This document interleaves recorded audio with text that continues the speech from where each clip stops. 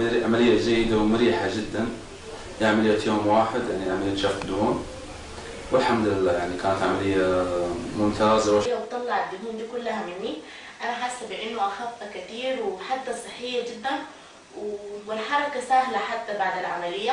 سعيدة جدا جدا ومبسوطة جدا جدا وفي قمة الفرح والسعادة، وبفتكر إنه أنا سعيدة جدا جدا في إنه أنا وصلت إلى دار الجمال. فأنا جيت دلوقتي للدكتور إبراهيم عشان يصلح لي اللي الدكتور ده بوظه، وأنا بنصح أي حد عاوز يعمل حاجة تجميلية في جسمه إن هو ما يلجاش لأي دكتور ما يكونش معروف أو واثق فيه. طبعا الدكتور إبراهيم كامل إن شاء الله ربنا يوفقه يعمل لي عملية شد ترهلات واستئصال الدهون وشفط الدهون، وربنا يسهل يعني وربنا يوفقه يا رب إن شاء الله.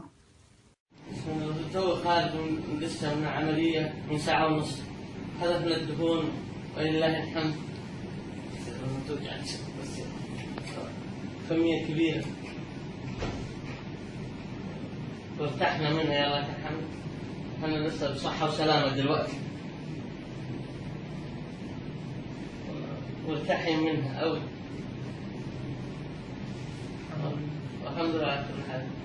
بصراحة أثبت إن هو أحسن دكتور في مصر، وأنا أنصح كل الكويتيات والسعوديات والإماراتيات يجون يسوون التجميل، لأن بصراحة إيده ملفوفة بحرير وماكو مثله يعني في مصر ولا في الكويت كلش، وذمة وضمير وأخلاق وكل شيء.